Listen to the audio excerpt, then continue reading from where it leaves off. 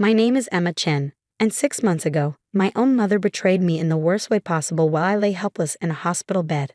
But let me start from the beginning because you need to understand just how deep this betrayal runs.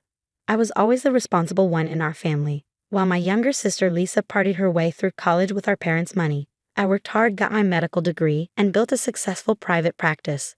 By 32, I owned a beautiful house in an upscale neighborhood and had saved enough to live comfortably. My father had passed away years ago, but I still supported my mother and sister financially, sending them money every month despite my mother's constant criticism of my workaholic lifestyle. "When are you going to find a husband?" she asked during our weekly dinners. "Lisa already has 3 marriage proposals, and she's 5 years younger than you." It was always the same story. Lisa was the pretty one, the sociable one, the one who deserved everything handed to her on a silver platter. I learned to tune out the comparisons and focus on my work, finding fulfillment in helping my patients. That all changed on the night of March 15th, when I was driving home late from an emergency surgery. The roads were wet from rain, and a drunk driver ran a red light.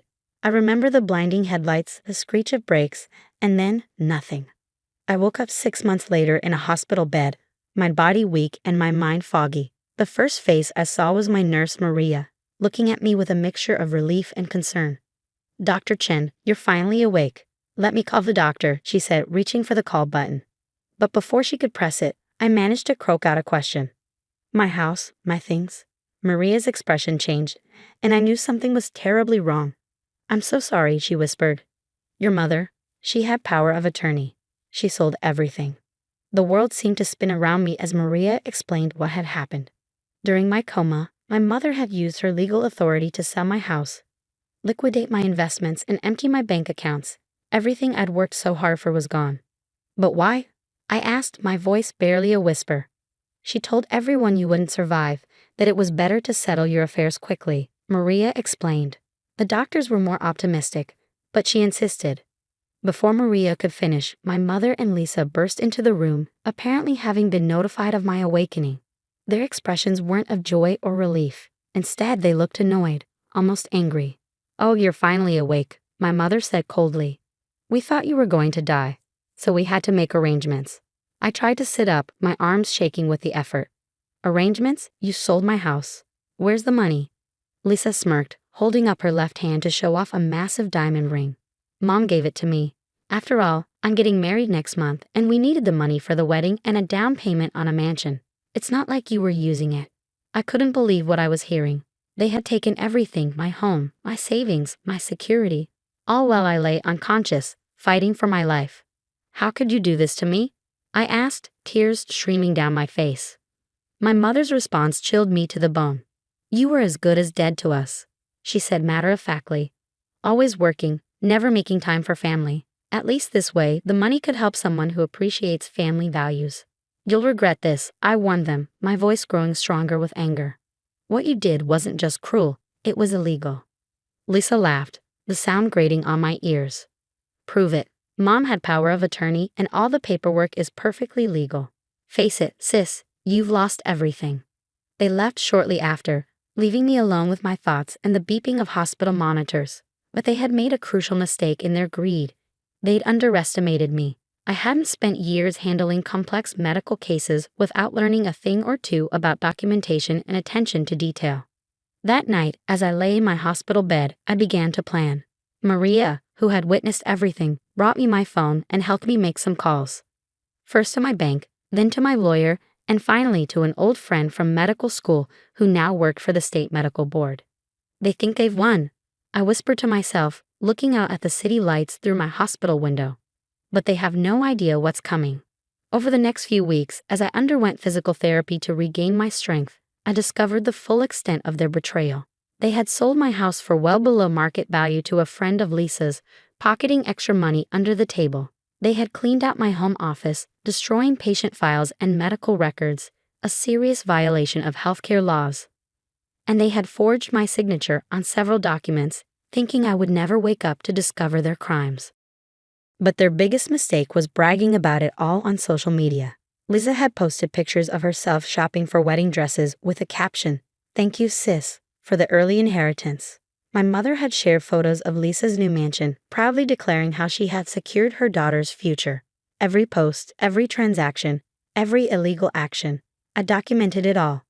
My lawyer was building an airtight case, but I knew simple legal action wouldn't be enough.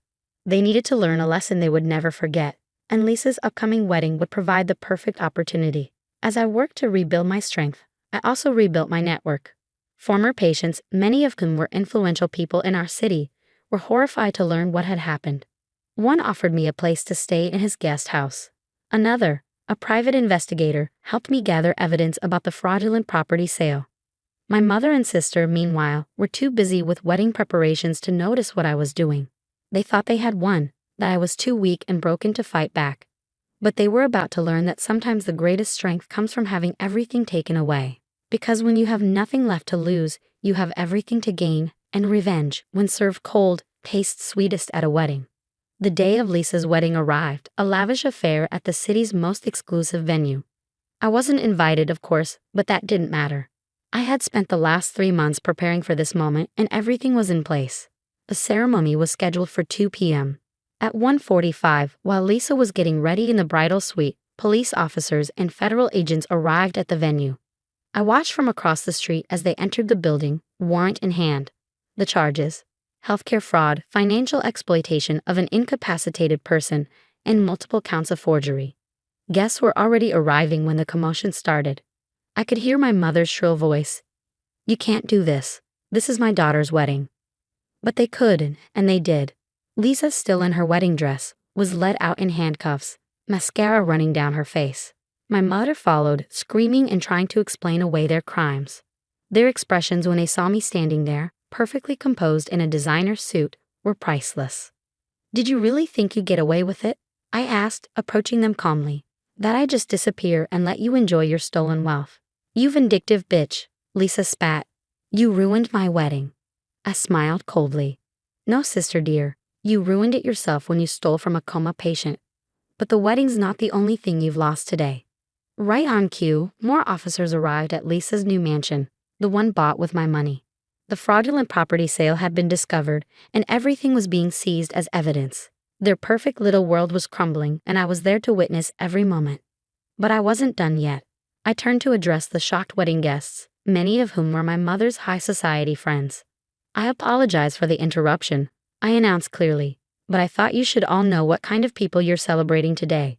While I lay in a coma, fighting for my life, these women, my own mother and sister, robbed me of everything I owned." The crowd murmured in disbelief as I continued. "They sold my house, stole my savings, and destroyed my medical records, putting hundreds of patients at risk. They celebrated my supposed death and used my money to fund this wedding. Well, surprise, I survived and justice has finally arrived." My mother lunged at me, but the officers held her back. "You ungrateful child," she screamed. "After everything we've done for you." "Everything you've done?" I laughed. "You mean like leaving me homeless when I woke up, or telling everyone I was dead so you could steal my inheritance?" The evidence against them was overwhelming. The investigation revealed even more crimes than I'd initially discovered. They had not only stolen from me but had also committed insurance fraud, claiming benefits by falsely reporting my death. In the end, justice was swift and severe. Lisa and my mother both faced significant prison time. The mansion and all their ill-gotten gains were seized. The wedding venue, cars, jewelry, everything bought with my stolen money was confiscated. My house was returned to me through legal proceedings, though it took months to sort out the paperwork. The friend who had helped them with the fraudulent sale also faced charges. One by one, their house of cards collapsed. But the sweetest victory came 3 months later, when I opened my new medical practice. Many of my former patients returned, and new ones came too, having heard my story of resilience. The practice thrived, and I found purpose in helping others again. My mother and Lisa tried to contact me from prison, sending letters begging for forgiveness and financial help. I never responded. Some wounds run too deep to heal, and some betrayals can never be forgiven. Instead, I focused on rebuilding my life. I established a foundation to help coma patients and their families, ensuring no one else would suffer the kind of betrayal I had endured. The tragedy that nearly destroyed me became a source of strength and inspiration for others. Looking back now, I realize that losing everything taught me what truly matters. Not the house, not the money, but integrity and justice. My mother and sister thought they had won when they stole my possessions. But in the end, they lost everything that truly mattered: their freedom, their reputation, and their family. As for me, I gained something far more valuable than material wealth. I gained the knowledge that no matter how dark things seem, justice will prevail if you're willing to fight for it. And sometimes the best revenge isn't just about getting even. It's about emerging stronger, wiser, and more determined than ever. Today, when I look at the plaque outside my new medical practice, I'm reminded that success is the best revenge. While my mother and sister sit in prison cells, I'm helping others heal and rebuild their lives. They thought they had destroyed me, but instead they only made me stronger. After all, revenge isn't just about making others suffer. It's about proving that they couldn't break you, no matter how hard they tried.